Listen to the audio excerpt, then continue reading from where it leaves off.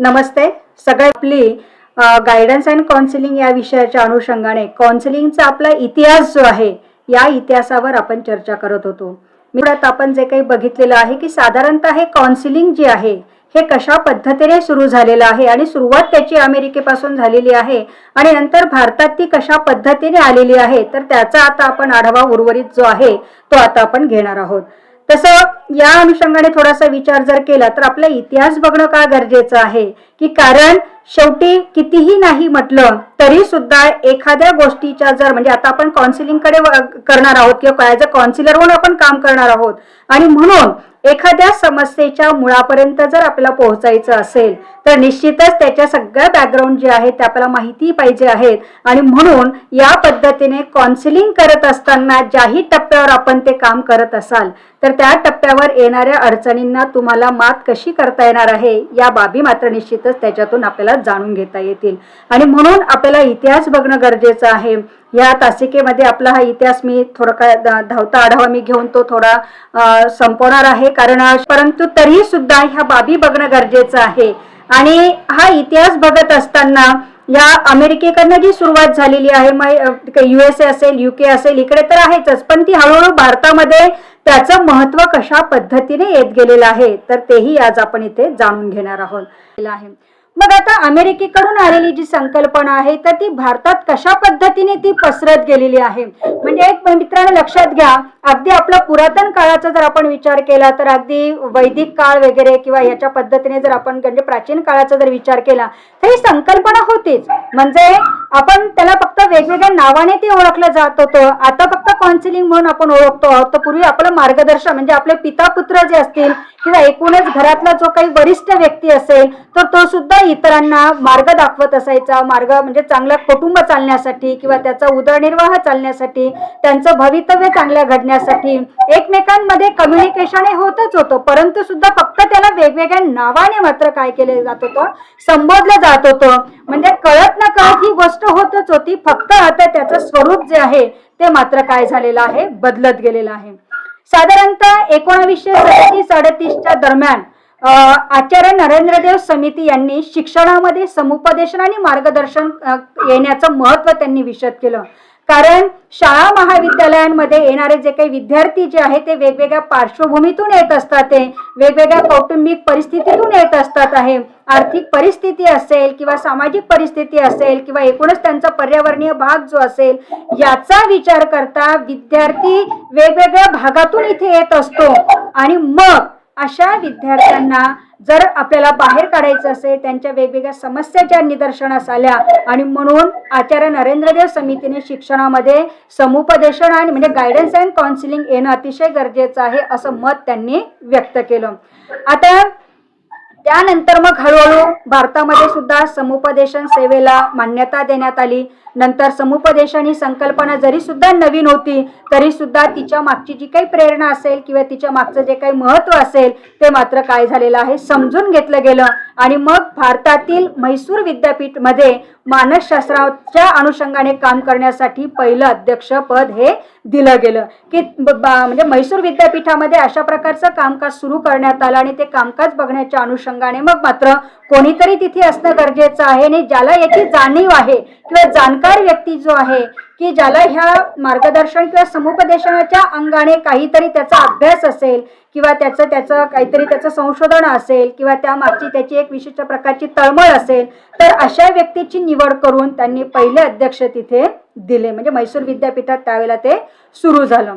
त्यानंतरच्या काळामध्ये साधारणतः 1938 मध्येच कलकत्ता विद्यापीठाने सुद्धा मानसशास्त्राचा विभाग जो आहे तो सुरू केला. त्यानंतर 45 मध्ये पटना विद्यापीठात आला. त्यानंतर बनारस हिंदू विद्यापीठ असेल किंवा लखनौ विद्यापीठ असेल आणि मग हळूहळू इतर विद्यापीठांमध्ये सुद्धा मानसशास्त्राचा विभाग जो आहे तो काही प्रमाणात म्हणजे खूप काही नव्हतं. आता जसं त्याचं चित्र दिसतं आहे की आता महाविद्यालयांमध्ये सुद्धा हा मानसशास्त्र विषय जो आहे तो आवर्जून म्हणजे दिला जातो आणि विद्यापीठांमध्ये सुद्धा त्याचं चांगल्या पद्धतीने जे काही आहे मार्गक्रमणे केलं जातं आणि विद्यार्थ्यांना मानसशास्त्राच्या दृष्टिकोनातून मार्गदर्शन करण्याचं काम जे आहे हे केलं जात आहे. म्हणजे हळूहळू ह्या सगळ्या बाबी ज्या आहेत ह्या पसरत गेलेल्या आहेत. त्यानंतर साधारणतः 1941च्या दरम्यानचा जर विचार केला तर बॉटली बाय वोकेशनल गायडन्स ब्युरो म्हणून एक खाजगी एजन्सी म्हणजे एक खाजगी एजन्सी होती आणि ती बॉटली बाय आणि मुखर्जी म्हणून जे होते त्यांनी सुरू केली आणि ह्या एजन्सीद्वारे मात्र सुद्धा या काउन्सिलिंगचं काम जे आहे ते करण्यात आलं होतं. कारण इतर क्षेत्रामधून ज्या वेळेला अशा प्रकारच्या वेगवेगळ्या समस्या उद्भवू लागल्या तर त्यावेळेला मुखर्जी यांनी असं एक लक्षात घेतलं की लोकांना जर आपण मार्ग दाखवू शकलो किंवा ती समस्येतून त्यांनी बाहेर कसं पडायचं आहे एवढं जरी आपण काम करू शकलो तरी सुद्धा चांगल्या पद्धतीची सेवा ही होऊ शकते आहे असं त्यांनी लक्षात घेतलं आणि मग त्यांनी शॉर्ट टर्म ओरिएंटेशन कोर्स सुद्धा त्यावेळेला सुरू केला आणि मग मात्र साधारणतः त्याचं काम एक 5-6 वर्ष चाललं आणि मग थोडंसं आता काही टेक्निकल बाबी असतील किंवा काही लोकांचा सहभाग तिथे त्यांना जो अपेक्षित असेल तो त्या प्रमाणात त्यांना न मिळाल्यामुळे हळूहळू त्या ब्युरोचं सुद्धा काम मात्र थांबलं. पण मात्र इथे ती संकल्पना थांबली नाहीये. तर जरी त्या संस्थेचं काम थांबलेलं असलं तरी सुद्धा 50 नंतर साधारणतः अनेक भागांमध्ये की प्रशिक्षित जे काही कर्मचारी असतील किंवा समुपदेशक असतील किंवा शिक्षक वगैरे असतील तर यांना समुपदेशनाच्या अँगलने काम करण्याच्या दृष्टिकोनातून भर देण्यात आला आणि विशिष्ट प्रकारचं प्रशिक्षण सुद्धा त्यावेळेला हे देण्यात आलं. म्हणजे हळूहळू ही चळवळ जी आहे ही कुठेतरी चांगलं रूप जे आहे ते धारण करत होती आणि हळूहळू त्याचा प्रचार आणि प्रसार चांगल्या पद्धतीने होत होता. कुठेतरी विकास या समुपदेशनाचा होत होता असं चित्र मात्र सगळीकडे आपल्याला दिसत होतं. त्यानंतर साधारणतः 1952-53 मध्ये मात्र माध्यमिक शिक्षण आयोग म्हणजे सेकंडरी एज्युकेशन कमिशन त्याला मुदलियार आयोग सुद्धा आपण म्हणतो तर या आयोगामध्ये सुद्धा या समुपदेशनाच्या बाबतीत म्हणजे सुरुवातीला जसं आचार्य नरेंद्र देव यांनी मांडलं की शिक्षणामध्ये कुठेतरी समुपदेशन मार्गदर्शन येणं गरजेचं आहे आणि मग मात्र ज्या वेळेला 52-53 मध्ये मुदलियार कमिशन ज्या वेळेला आलं तर त्याच्यामध्ये सुद्धा विशिष्ट प्रकारच्या शिफारशी करण्यात आल्या की त्यामध्ये या एक महत्वाची जी शिफारस आहे ती आहे की मार्गदर्शन विषयक आणि करिअर या अनुषंगाने पदव्युत्तर प्रशिक्षण देणाऱ्या जे काही वेगवेगळे देशातील जे काही प्रांत असतील त्या प्रांतांमध्ये मात्र केंद्रांची काय करणं गरजेचं आहे स्थापना करणं गरजेचं आहे की ज्या अनुषंगाने लोकांना करिअर मार्गदर्शन पण करता येईल आणि त्या जिथे ते अडचणीत आहे तिथून त्यांना बाहेर काढण्याचा सुद्धा मार्ग तिथे आपल्याला सुकरा करता येईल. दुसरी शिफारस त्याच्यातली महत्वाची अशी होती की शैक्षणिक आणि व्यावसायिक मार्गदर्शनासाठी संशोधन पण अतिशय गरजेचं आहे आणि संशोधन करण्यासाठी सुद्धा त्याला जे काही बेसिक इक्विपमेंट असतील किंवा बेसिक जी काही पार्श्वभूमी त्याला लागते आहे तर ह्या सुद्धा येणं गरजेचं आहे आणि म्हणून संशोधन संस्था सुद्धा सुरू करण्यात यावा आणि त्या अनुषंगाने त्याला इक्विप केलं जावं अशी सुद्धा त्या मुदलियार आयोगामध्ये शिफारसही करण्यात आली.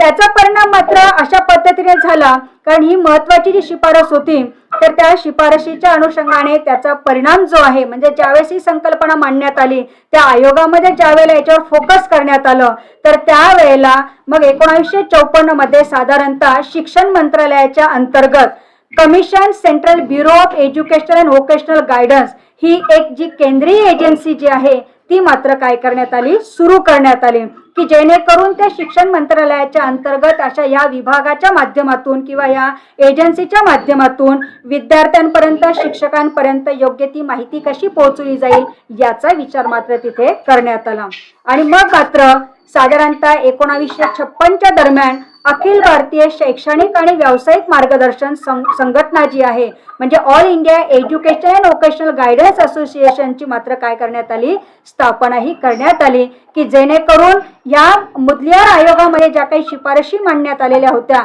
या शिफारशींचा हा एक परिणाम म्हणून जो आहे हा चांगल्या पद्धतीने त्याची सुरुवात जी आहे ती करण्यात आली होती. त्यानंतर साधारणतः 1954 मध्येच जेव्हा अखिल भारतीय व्यावसायिक मार्गदर्शन संघटना ही जी आहे ही सुद्धा त्यावेळेला काय करण्यात आली सुरू करण्यात आली. नंतर 1955 पासून सेंट जेवियर्स महाविद्यालय जे आहे मुंबई येथे ज्याची स्थापना झालेली आहे तर त्यांनी विद्यार्थ्यांना समुपदेशनाच्या अंतर्गत सेवा देण्याचं काम सुद्धा सुरू केलं. मग हळूहळू 60च्या दशकापर्यंत याची प्रगती चांगली वाढली आणि मग मात्र वेगवेगळ्या अभ्यासक्रमामध्ये शैक्षणिक आयोग असतील किंवा आपण म्हणूया की कमिशन्स वगैरे आहेत किंवा करिक्युलम फ्रेम वगैरे जे आहे तर यांनी सुद्धा भर दिला आणि मात्र मार्गदर्शन आणि समुपदेशनाचं काम शालेयपासून तर वरिष्ठ म्हणजे आपण म्हणूया टर्शियरी लेवलचे आहे, म्हणजे उच्च शिक्षणापर्यंत कशा पद्धतीने अंमलात येईल याचा मात्र 1960 नंतर चांगल्या पद्धतीने विचार हा करण्यात आला. नंतर 1963च्या दरम्यान मुंबईच्या विल्सन कॉलेजने पण ही समुपदेशनाची सेवा सुरू केली. नंतर SNDT महाविद्यालय जे आहे म्हणजे वुमन्स युनिव्हर्सिटी जी आहे, या युनिव्हर्सिटीने सुद्धा विद्यार्थ्यांसाठी काय केलं, समुपदेशनाचं काम हे सुरू केलं. आजही SNDT विद्यापीठामध्ये जर आपण बघितलं तर गायडन्स अँड काउन्सिलिंगचा जो काही विभाग आहे हा अतिशय चांगल्या पद्धतीने कार्यरत आहे. त्यांच्याद्वारे जे काही वेगवेगळे कोर्सेस आहेत ते सुद्धा जर आपण बघितले तर आपल्या लक्षात येईल की खूप पूर्वी हा जो काही भाग जो आहे समुपदेशनाचा, कारण शेवटी सगळ्या तिथे महिलांचंच विद्यापीठ म्हणजे तिथे शिकणाऱ्या ज्या काही येणाऱ्या आहेत तो विद्यार्थी गट जो आहे तो महिला जास्त असल्यामुळे म्हणजे महिलाच असल्यामुळे या महिलांच्या अनुषंगाने वेगवेगळे जे काही प्रश्न निर्माण झालेत किंवा त्यावेळेला शिक्षणामध्ये येण्याची परिस्थिती असेल किंवा त्या महिलांचं म्हणजे वैवाहिक जीवन असेल किंवा एकूणच कौटुंबिक त्यांचं सपोर्ट वगैरे असेल याचा विचार करता जे काही वेगवेगळ्या समस्या आल्या तर त्या समस्येचा विचार करता साधारणतः 63 मध्ये म्हणजे 63च्या जवळपास साधारणतः SNDT विद्यापीठामध्ये ज्यावेळेस हे काम सुरू झालं आणि आजही तो विभाग जर बघितला आपण अतिशय प्रभावीपणे तो काम करत आहे. आपल्याला कधी वेळ जर मिळाला तर आपण निश्चित त्याला भेट द्याल आणि खूप चांगल्या प्रकारच्या ऍक्टिव्हिटी मात्र या विभागामध्ये सुद्धा रन केल्या जातात. त्यानंतरचा जर आपण विचार केला तर 1964 ते 66 म्हणजे आपला कोठारी कमिशन जे आहे शिक्षण आयोग त्याला म्हणतात, तर या शिक्षण आयोगामध्ये सुद्धा काही शिफारशी ज्या आहेत त्या करण्यात आल्या की त्यामध्ये व्यावसायिक आणि शैक्षणिक मार्गदर्शनापलीकडे या मार्गदर्शनाच्या ज्या काही सेवा आहेत त्या सेवांचा व्याप्तीचा विचार होणं अतिशय गरजेचं आहे. म्हणजे 1-2 संस्था किंवा 1-2 ठिकाणीच फक्त ते देणं गरजेचं नाहीये, तर त्याचं अगदी गावागावात शहरामध्ये अगदी म्हणजे तळागाळापासून त्याचं जाळं जे आहे ते जर पसरवायचं असेल तर त्या मार्गदर्शन सेवांच्या ज्या काही आहे त्याची व्यापकता जी आहे ती वाढवणं गरजेचं आहे, अशी महत्वाची शिफारस तेथे करण्यात आली. त्यानंतर मग प्राथमिक आणि माध्यमिक शाळेच्या दृष्टिकोनातून जर विचार केला तर या शाळेमध्ये सुद्धा हळूहळू मार्गदर्शन कार्य आणि त्याबाबतच्या येणाऱ्या ज्या काही अनुषंगिक बाबी ज्या आहेत यावर प्रशिक्षण देण्याचा भर मात्र या शिक्षण आयोगामार्फत देण्यात आला. कारण काय होतंय की जर शिक्षकाला जर योग्य पद्धतीने प्रशिक्षण जर दिलं गेलेलं असेल तर निश्चितच विद्यार्थ्यांमध्ये सुद्धा एक सकारात्मकता निर्माण होण्याच्या दृष्टिकोनातून कसं पाठबळ त्याला लागत असतं याचा विचार मात्र या आयोगामध्ये चांगल्या पद्धतीने केला गेला. त्यानंतर प्राथमिक शाळेचा सर्वात खालचा वर्ग म्हणजे प्री प्रायमरी आपण म्हणूया किंवा त्याला आपण अंगणवाडी बालवाडी हा जो काही भाग आहे, आता अंगणवाडी आलेली आहे परंतु जो काही भाग म्हणजे अगदी प्री प्रायमरी पेक्षाही खालचा जो काही भाग आहे त्या भागांपासून मार्गदर्शन किंवा समुपदेशनाची बाब जी आहे ती जर उदयास आणली त्या शिक्षकांना त्या टप्प्यावर जर प्रशिक्षण दिलं तर तिथूनच बालकाच्या वाढ आणि विकासाच्या दृष्टिकोनातून त्याच्यामध्ये जे काही वर्तन परिवर्तन होत असतं तर या सुरुवातीपासूनच त्याच्या मनाची एक विशिष्ट प्रकारची तयारी होईल आणि खंबीरपणे तो विद्यार्थी पुढे उभा राहू शकेल आणि भावी काळात तो चांगला नागरिक होऊ शकेल. यासाठी अगदी प्री प्रायमरी पेक्षाही खालची स्तरावरच्या स्कूल पासून सुद्धा या मार्गदर्शन समुपदेशनावर भर द्यावा असं त्या कमिशनमध्ये त्यांनी शिफारसी केलेली आहे. त्याच पद्धतीने विशेष शिक्षण असलेले जे काही विद्यार्थी आहेत मग त्याच्यामध्ये हुशार असतील किंवा अपंग विद्यार्थी असतील किंवा आपण त्याला दिव्यांग विद्यार्थी म्हणूया किंवा मागासवर्गीय विद्यार्थी जे आहेत की ज्यांच्यापर्यंत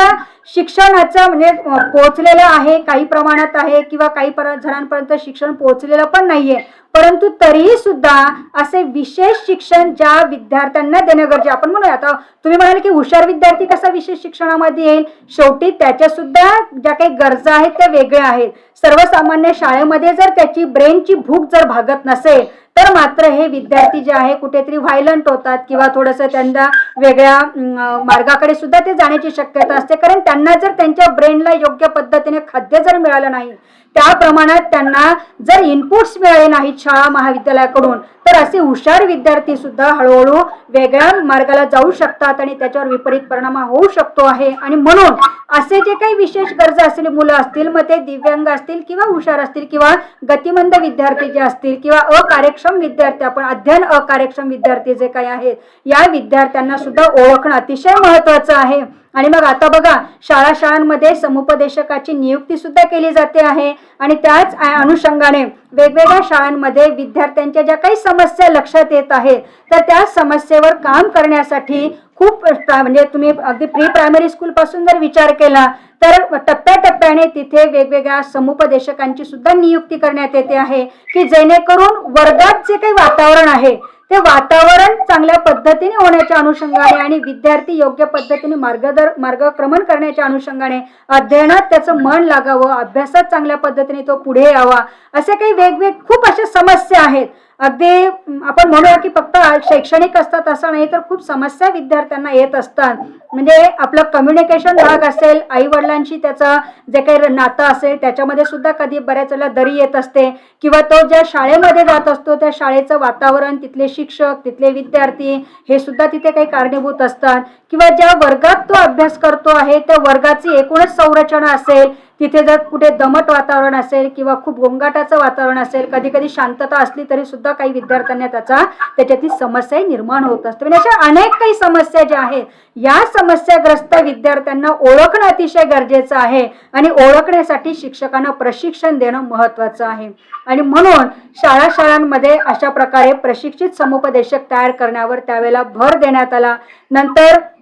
त्याच्यासाठी आपण म्हणूया की काही छोटे छोटे कार्यक्रम सुद्धा आयोजित करण्यात आले की आपण म्हणूया जसं 5 पॉईंट किंवा 20 पॉईंट 10 पॉईंट्स आपण म्हणूया अशा प्रकारचे प्रोग्राम सुद्धा इम्प्लिमेंट करण्यात आले. आणि मग शाळा महाविद्यालयामध्ये हळूहळू जे काही आहे तर ते मार्गदर्शनाचा कार्यक्रम सुरू करण्यात आला. कर्मचाऱ्यांची तरतूद जी आहे त्याच्यावर सुद्धा विचार केला गेला आणि मग मात्र शाळा म्हणजे शिक्षकांना सेवापूर्व आणि सेवा प्रशिक्षण म्हणजे तुम्ही DED BEd किंवा ज्या ठिकाणी तुम्ही कार्य करता आहात त्याच्या अनुषंगाने घेतलं जाणाऱ्या प्रशिक्षणाच्या पूर्वी आणि प्रशिक्षण घेतल्यानंतर तुम्ही ज्या ठिकाणी काम करत आहात तर त्या ठिकाणी काम करत असताना सुद्धा तुमच्यामध्ये एक विशिष्ट प्रकारचं स्किल असणं गरजेचं आहे आणि ते या वेगवेगळ्या प्रशिक्षणांच्या माध्यमातून देणं महत्वाचं आहे असं त्या शिक्षण आयोगाच्या माध्यमातून निश्चित करण्यात आलं.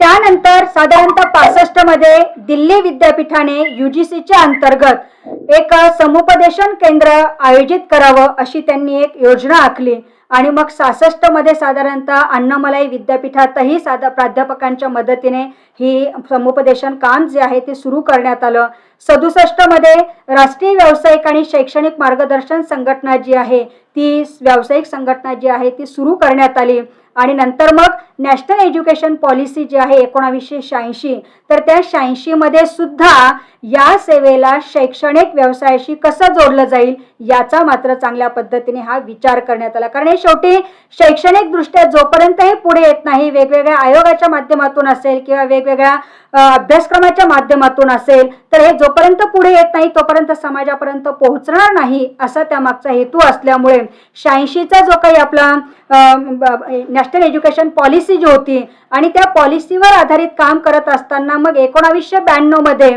त्याचा आपण कृती कार्यक्रम जे आहे तो कृती कार्यक्रम म्हणजे प्रोग्राम ऑफ ऍक्शन मध्ये सुद्धा या समुपदेशनाचं काम जर चांगल्या पद्धतीने करायचं असेल तर त्याच्या पायाभूत सुविधा असणं गरजेचं आहे. शेवटी एखादी संस्था किंवा एखादं काम जेव्हा आपल्याला सुरू करायचं असतं तर त्याच्या मागे जे काही बेसिक गोष्टी लागत असतात त्या गोष्टींवर भर देणं अतिशय गरजेचं आहे. कारण समुपदेशक म्हणून तुम्ही बाहेर पडला तर डायरेक्ट समुपदेशन केलं सुरू झालं असं नाहीये. त्याच्यासाठी ज्या काही बेसिक बाबी लागत असतात त्याच्यावर भर देणं गरजेचं होतं. त्या बाबी साधारणतः कोणत्या कोणत्या होत्या की शैक्षणिक आणि व्यावसायिक किंवा निवडीबाबत विद्यार्थी असतील किंवा शिक्षक असतील, पालक असतील यांना मार्गदर्शनाची जेव्हा सेवा आपल्याला उपलब्ध करून द्यायची आहे तर त्या अनुषंगाने येणाऱ्या बाबी लक्षात घेणं गरजेचं आहे. किंवा नोकरीच्या संधी असतील किंवा वेगवेगळ्या प्लेसमेंटच्या संधी वगैरे असतील, त्यानंतर करिअर ॲडव्हान्समेंट सेंटर वगैरे असतील तर अशा प्रकारे ज्या काही बेसिक सुविधा ज्या आहेत कारण जेव्हा तुमच्याकडे एखादी व्यक्ती ती समस्या घेऊन येते आणि तुम्हाला ती ज्यावेळेस सोडवायची असते त्याला त्याच्यातून बाहेर काढायचं असतं तर त्या अनुषंगाने काही सुविधा ज्या आहेत त्या आपल्याला लागत असतात आणि मग या सुविधांचा आपण जर विचार केला तर ह्या सगळ्या बाबी ज्या आहेत त्या साधारणतः 1992च्या प्रोग्राम ऑफ ऍक्शन मध्ये त्याच्यावर मात्र हा भर देण्यात आला. त्यानंतर 93 मध्ये शाळेमध्ये व्यावसायिक मार्गदर्शन शिक्षक म्हणजे व्होकेशनल गायडन्स टीचर यांची काय करण्यात आली, नेमणूक करण्यात आली. म्हणजे विशिष्ट प्रकारचे इतर आपले सब्जेक्ट टीचर वगैरे जे आहेत ते तर असतातच, पण त्याच्या सोबत एक म्हणजे एक व्होकेशनल गायडन्स टीचर जो आहे तोही असणं गरजेचं आहे. आणि मग त्याची नेमणूक मात्र 1993 पासून करण्याची सुरुवात करण्यात आली. 2000 मध्ये जर विचार केला तर पुन्हा नॅशनल करिक्युलम फ्रेमवर्क जे आहे, तर शालेय शिक्षणासाठी जे काही अभ्यासक्रम तयार केले जातात तर त्या फ्रेममध्ये सुद्धा ह्या मार्गदर्शन आणि समुपदेशनाचा उल्लेख करण्यात आला. त्यामध्ये विद्यार्थ्यांना पाठ्यक्रम निवडण्यासाठी बऱ्याच वेळेला विद्यार्थ्यांना काय होत असतं की मी नेमकं आता शाळांमध्ये असतानापर्यंतचे विद्यार्थ्यांनी एवढं नाही जाणवत, पण जेव्हा 10वी वगैरे होत असतात आणि 10वी नंतर जेव्हा ते पुढे जात असतात तर किंवा बरेच विद्यार्थ्यांनी 8वी पासूनच आपलं स्वतःचा मार्ग सुद्धा बदलवत असतात आणि मग बाहेर पडताना मी नेमकं काय करायचं आहे, माझ्यामध्ये नेमक्या कोणत्या क्षमता आहेत, मी काय करू शकतो आहे किंवा कुठल्या प्रकारचे व्यवसाय मी त्या चांगल्या पद्धतीने करू शकतो आहे, कुठल्या करिअरची निवड मी करायची आहे, असे एक ना एक अनेक प्रश्न ते विद्यार्थ्याच्या मनात असतात. आणि म्हणून ह्या राष्ट्रीय अभ्यासक्रम फ्रेमवर्क मध्ये सुद्धा विद्यार्थ्यांना त्याचा पाठ्यक्रम निवड करत असताना जर अडचणीत असतील तर त्याच्यासाठी सुद्धा गायडन्स करणं अतिशय गरजेचं आहे. नंतर काही विद्यार्थी शाळा सोडल्यानंतर अचानक मध्ये शाळा सोडतात किंवा काही कारणास्तव त्यांची शाळा ही सुटते किंवा वंचित राहतात किंवा काही अशी परिस्थिती कारणीभूत ठरते आणि असे विद्यार्थी जेव्हा स्वतःचा उदरनिर्वाह करण्याच्या अनुषंगाने स्वतःचं ज्यावेळेला एखादं करिअर चॉईस करत असतात तर शाळा सोडण्याच्या टप्प्यात सुद्धा विद्यार्थ्याला मार्गदर्शन मिळणं अतिशय गरजेचं आहे. कारण करिअर निवडणं किंवा एखादा विषय निवडणं हे सगळ्यांनाच पॉसिबल होतं असं नाहीये, तर त्याला कोणाचा तरी सपोर्ट हा लागतच असतो. किंवा वर्षभर तो काही जे काही विद्यार्थी शिक्षकांच्या समोर जे असतो आणि त्यामध्ये विद्यार्थ्यांना सुद्धा ज्या काही अडचणींना सामोरं जावं लागतं, विद्यार्थी शिक्षक यांच्यामध्ये ज्यावेळेस कोऑर्डिनेशन होत असतं त्यावेळेला शिक्षकाच्या सुद्धा काही ऑब्झर्वेशन्स असतात, तर त्या ठिकाणी एकूणच विद्यार्थ्याचा जर काही भाग तिथे लक्षात येत असेल, वर्तनाच्या समस्या असतील, इतरही शैक्षणिक समस्या असतील तर त्याच्यामध्ये सुद्धा हस्तक्षेप म्हणून शिक्षकांना बऱ्याच वेळेला काही माहिती त्यांना किंवा सूचना म्हणूया आपण किंवा गायडन्स त्यांना द्यावं लागतं. तर येथे सुद्धा त्या वेळेला त्या राष्ट्रीय फ्रेमवर्कमध्ये भर देण्यात आला की अशा प्रकारच्या सेवा ज्या आहेत त्या मात्र काय केल्या गेल्या, सुरू केल्या जाव्यात. त्यानंतर 2001 मध्ये साधारणतः केंद्रीय माध्यमिक शिक्षण मंडळ म्हणजे central board of secondary education जे आहे, तर ह्या सेकंडरी एज्युकेशनने असा एक संकल्प केला की सगळ्या शाळांना गायडन्स आणि काउन्सिलिंगचं जे आहे हे ट्रेनिंग देणं गरजेचं आहे आणि त्या ठिकाणी विशिष्ट समुपदेशकाची सुद्धा नियुक्ती करणं गरजेचं आहे आणि शाळांनी समुपदेशक म्हणजे नेमणं गरजेचं आहे, असं त्यांना मात्र काय केलं, बंधनकारक असेल असा त्यामध्ये विचार हा मांडण्यात आला. नंतर मग 2005च्या दरम्यान राष्ट्रीय शैक्षणिक संशोधन आणि प्रशिक्षण परिषद म्हणजेच national council for educational research and training जे आहे, NCERT जे आहे, यांच्या सुद्धा फ्रेमवर्कमध्ये अशा प्रकारचं जे काही विचार होता तो विचार तिथे इम्प्लिमेंट केला गेला आणि म्हणून समुपदेशन ही जी आहे ही राष्ट्रीय आवश्यक सेवा म्हणून त्यांनी काय केली, त्याची एक आयडेंटिटी केलं आणि म्हणजे ओळखण्यात आलं की खरोखर ही सेवा जी आहे ही सर्वोच्च सेवा आहे आणि सगळ्याच स्तरावरच्या लोकांना अतिशय गरजेची आहे आणि म्हणून या सेवेला महत्त्व दिलं गेलं आणि वेगवेगळ्या माध्यमातून शालेय क्षेत्रातून या समुपदेशनाकडे जास्त लक्ष प्रोव्हाइड करावं असं ते NCERTच्या म्हणजे 2005चा जो काही फ्रेमवर्क तयार झाला करिक्युलमचा, तर त्याच्यामध्ये सुद्धा हे नमूद करण्यात आलं. त्यानंतर मग बघा त्या 2005च्या अभ्यासक्रमामध्ये पुन्हा काही गोष्टी ज्या आहेत त्याच्यावर भर देण्यात आला की पालकांमध्ये आपल्या विद्यार्थ्याच्या बाबतीत किंवा आपल्या पाल्याच्या बाबतीत खूप काही अशी चिंता सतावत असते. मग ते पुन्हा तोच विषय येईल की सगळ्याच अँगलने असेल त्याचं जीवन घडत असताना त्याचं व्यक्तिमत्वाचे जे काही पैलू पडत असतात किंवा एकूणच त्याचा विकास होत असताना ज्या ज्या टप्प्यावर आपला पाल्य असतो त्या पाल्याच्या घडामोडी बघत असताना पालकांच्या मनामध्ये काही चिंता असतात किंवा त्याचे बालपणातले काही विकार असतील, काही त्याला आजार असतील किंवा त्याच्या काही वेगळ्या समस्या असतील किंवा भावी काळामध्ये जेव्हा तो म्हणजे आपण म्हणूया की कुमारावस्थेमध्ये वगैरे किंवा पौगंडावस्थेमध्ये जात असतो, तर त्यावेळेला त्याच्या काही अडचणी असतात. नंतर हळूहळू त्याचं जसा मोठा होत जातो तसं त्याचं पुन्हा वैवाहिक जीवन असेल किंवा काही शैक्षणिक अडचणी असेल किंवा वेगवेगळ्या गोष्टींचा त्याला व्यसनसुद्धा लागण्याची शक्यता असते, करिअर वगैरे असेल किंवा लैंगिक बाबतीत सुद्धा त्यांना अनेक प्रकारचे प्रश्न जे आहेत तर ते असे निर्माण होतात. आणि त्यासाठी सुद्धा जिल्हा आणि ब्लॉक आणि शाळा स्तरावर व्यावसायिक मार्गदर्शन समुपदेशन केंद्र जे आहे हे सुरू करण्यात यावं, असं 2005च्या नॅशनल करिक्युलम फ्रेमवर्कमध्ये याच्यावर मात्र काय करण्यात आला, भर देण्यात आला. आणि त्या अनुषंगाने मग प्रशिक्षित कर्मचारी जे आहेत तर त्यांची नेमणूक करून या सेवा ज्या आहेत ह्या जास्तीत जास्त पद्धतीने इम्प्लिमेंट करणं, त्याच्या पद्धतीने त्याचा फॉलोअप घेणं आणि त्यावर पुन्हा आणखी जे काही आपण म्हणूया की जर काही समस्या निघाली तर त्याच्यातून पुन्हा नवीन रिसर्च हे करत राहणं, अशा बाबी ज्या आहेत यावर मात्र त्या 2005च्या करिक्युलम फ्रेमवर्कमध्ये भर देण्यात आला. त्यानंतर 2012 मध्ये राष्ट्रीय माध्यमिक शिक्षण अभियान, म्हणजे राष्ट्रीय माध्यमिक शिक्षण अभियान आपण रामसर RMSE याच्या नावाने जे ओळखत असतो, तर त्याच्या अंतर्गत सुद्धा जो काही भर देण्यात आला की प्रायमरी म्हणजे माध्यमिक शिक्षणाचं जे आहे ते व्यावसायीकरण किंवा सार्वभौमिकरण करणं गरजेचं आहे. आणि मार्गदर्शन आणि समुपदेशन हे जे काही आहे एक महत्त्वाचं क्षेत्र जे आहे असं त्याच्यावर भर देण्यात आला. नंतर पुन्हा त्या अनुषंगाने विद्यार्थ्यांची एज्युकेशनल जे काही त्यांचं आपण म्हणूया संपादन असेल किंवा विद्यार्थ्यांमधलं कोऑर्डिनेशन वगैरे जे आहे किंवा करिअर वगैरे जे आहे, अशा अनेक ज्या काही बाबी आहेत या सामाजिक वैयक्तिक स्तरावरच्या ज्या आहेत तर यातून विद्यार्थ्यांना बाहेर काढण्यासाठी आणि त्यांच्यातल्या ज्या काही क्षमता आहे त्या क्षमता ओळखून जर ते विद्यार्थी कुठे कमी पडत असतील तर त्यांना त्यांच्या क्षमतांची जाणीव करून देऊन त्यांच्याच माध्यमातून त्यांची समस्या सोडवण्यास त्यांना प्रवृत्त कसं केलं जावं याचा महत्त्वाचा विचार जो आहे हा राष्ट्रीय माध्यमिक शिक्षण अभियान अंतर्गत करण्यात आला. त्यानंतर मग आता 2020-21चं जे आता नवीन एज्युकेशन पॉलिसी जे आहे याच्यामध्ये सुद्धा ह्या गायडन्स काउन्सिलिंगच्या वेगवेगळ्या क्षेत्रांचा उल्लेख करण्यात आलेला आहे. अजून तो उदयास आलेला नाहीये किंवा त्याच्यावर अजून फायनल चर्चा झालेली नाही, म्हणजे त्याच्यावर ड्राफ्टिंग वगैरे झालेलं आहे, त्याच्यावर वेगवेगळ्या पद्धतीचे मुद्दे सुद्धा आलेले आहेत. परंतु अजून ऍक्च्युली गायडन्स अँड काउन्सिलिंगच्या अनुषंगाने जे काही महत्त्वाच्या बाबी ज्या आहेत त्याच्यावरचा निर्णय जो आहे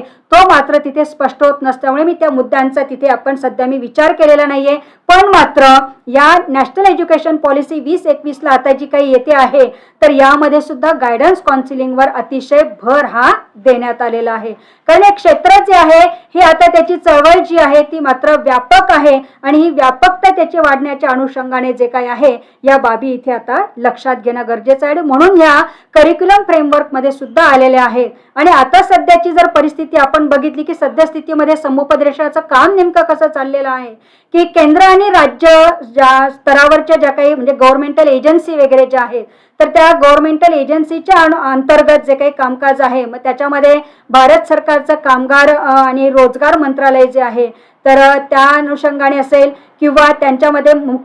राज्य मुख्यालयातील रोजगार आणि प्रशिक्षण संचालनालय वगैरे जे आहे हे त्याच्या अंतर्गत येत असतात. आणि त्यांच्या माध्यमातून सुद्धा समाजाला एकूणच मार्गदर्शनाचं किंवा समुपदेशनाचं काम जे आहे ते हे करण्यात येत आहे. दुसरा जो काही भाग आहे म्हणजे दुसरा जो काही टप्पा जो आहे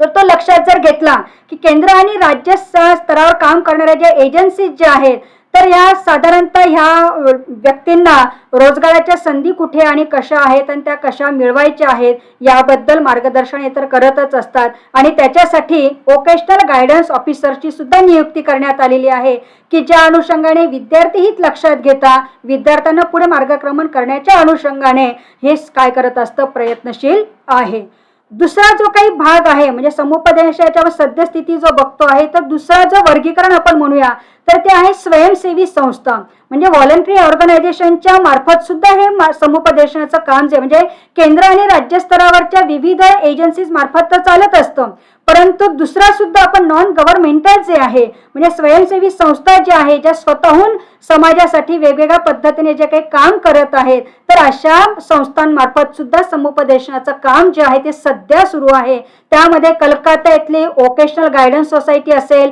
किंवा जालंधर येथील युनायटेड ख्रिश्चन मिशन असेल बडोदा येथील गुजरात सोसायटी आहे, रोटरी क्लब वगैरे आहे. अशा वेगवेगळ्या स्वयंसेवी संस्थांच्या माध्यमातून सुद्धा समुपदेशनाचं काम जे आहे हे सध्या सुरू आहे. त्याच पद्धतीने एक तिसरा जो भाग आहे तो म्हणजे आपला आहे शाळा आणि महाविद्यालय आणि विद्यापीठ. या विद्यापीठांमधून आणि महाविद्यालयांमधून सुद्धा सध्या समुपदेशनाचं अतिशय चांगलं महत्त्वपूर्ण काम जे आहे ते केलं जातं आहे. आणि त्याच पद्धतीने शासन स्तरावर असेल किंवा राज्य स्तरावर वगैरे जे आहे तर यांच्या मार्फत या शाळा महाविद्यालयांच्या अनुषंगाने बरेचशा काही बाबी ज्या आहेत त्या कंपल्सरी सुरू करण्यासाठी सुद्धा म्हणजे मार्गदर्शन करण्यात आलेलं आणि त्यामुळे सुद्धा विद्यापीठ आणि महाविद्यालयामध्ये सुद्धा अशा प्रकारचं जे काही काम जे आहे ते सुरू करण्यात आलेलं आहे. मग राज्य शिक्षण संचालनाच्या अंतर्गत जी काही ब्युरोची स्थापना झालेली आहे, मग राष्ट्रीय शैक्षणिक संशोधन आणि परिषद म्हणजे NCERT असेल तर यांचं त्यांना काय लाभतं आहे की मार्गदर्शन आणि सहाय्य लाभत असल्यामुळे शाळा आणि महाविद्यालय आणि विद्यापीठांमध्ये समुपदेशनाचं काम जे आहे ते मात्र सध्या जोरदार सुरू आहे. म्हणजे अशा प्रकारे ही जी काही सद्यस्थिती जी आहे या सद्यस्थितीचा जर आपण विचार केला तर आपल्याला काही गोष्टी ज्या आहेत त्या अजून लक्षात घेणं अतिशय गरजेचं आहे की हे जे ब्युरोक्स वगैरे काम करत असतात तर त्या अल्पमुदतीचं प्रशिक्षण वगैरे जसं आता आपण 1 वर्षाचा डिप्लोमा आपण करत आहोत तसं सर्टिफिकेट लेवलला आहे किंवा ग्रॅज्युएशन लेवलला आहे, पोस्ट ग्रॅज्युएशन लेवलला आहे, म्हणजे डॉक्टरेट लेवलला आहे. तर अशा प्रकारे समुपदेशनाचं काम जे आहे ते सुरू आहे आणि हळूहळू आता त्याच्यामध्ये काही खाजगी संस्था ज्या आहेत किंवा वैयक्तिक काही लोक सुद्धा त्यामध्ये उतरत आहेत की या समुपदेशनाची चळवळ जी आहे ते पुढे नेण्याच्या अनुषंगाने सगळ्यांचा हातभार लागणं अतिशय महत्त्वाचं आहे. ते एका दुसऱ्याचं काम नाहीये तर समाजातील सगळ्याच घटकांचं काम आहे. पण हे काम करत असताना सुद्धा सगळ्यांनाच ते शक्य असतं असं नाहीये. आणि म्हणून या बाबींचा विचार करता की अशा ह्या ज्या काही गोष्टी आपण बघतो आहोत तर ह्या लक्षात घेतल्या तर आपल्याला ह्या महत्त्वाच्या बाबी ज्या आहेत त्या आपल्याला लक्षात येतील.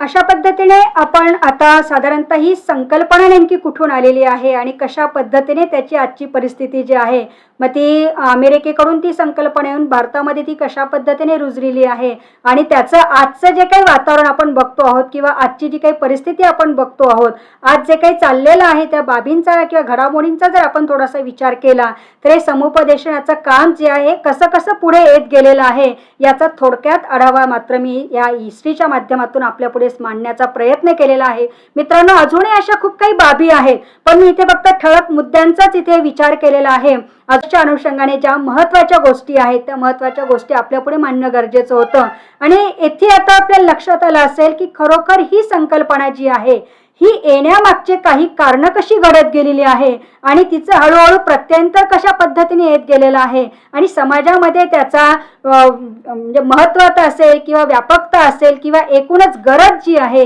ही गरज कशी निर्माण झालेली आहे ह्या हिस्ट्रीतून आपल्याला काय करता येतं, लक्षात घेता येतं. अजूनही काही क्षेत्र आहेत ते आपण मात्र शोधू शकतात. आपणही थोडासा अभ्यास करायचा आहे. त्या पुस्तकांच्या माध्यमातून आता नेटवरही आपल्याला खूप काही गोष्टी आहेत त्या सर्चिंग करता येतील आणि आपल्याकडे वेळ आहे. आणि आजच्यातून तुम्हाला आयुष्यभरी शिदोरी जेव्हा तुम्हाला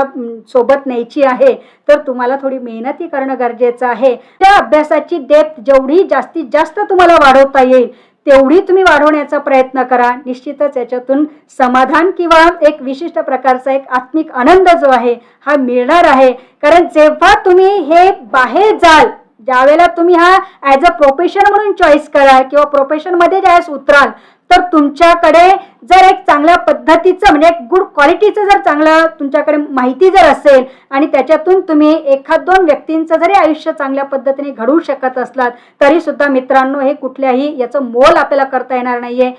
पैशात वगैरे कुठे तोलता येणार नाहीये. पण मात्र समोरच्याच्या चेहऱ्यावरचा जो आनंद आहे तो आपल्याला खूप काही चांगलं सांगून जातो आहे आणि हीच एक मोठी आपल्या कामाची पावती सुद्धा असते. आणि म्हणून आपण अधिकाधिक अभ्यास चांगल्या पद्धतीने करावा असं मला वाटतं आहे. आणि अजून आता हे हिस्ट्री असल्यामुळे याच्यात इंटरॅक्शन घेण्यासारखं काही नव्हतं. म्हणून आता ज्या पुढच्या ज्या काही टप्पे येतील, स्किल असतील किंवा हे ज्या काही बाबी आहेत ते तिथे मात्र आपण इंटरॅक्टिव्ह घेणार आहोत. काही बाबी मित्रांनो, पुढील भागात आपण समुपदेशनाची संकल्पना सविस्तर बघणार आहोत. स्वरूप असेल, अर्थ असेल किंवा त्याची तत्व असतील या भागावर आपण विशेष लक्ष देणार आहोत. तो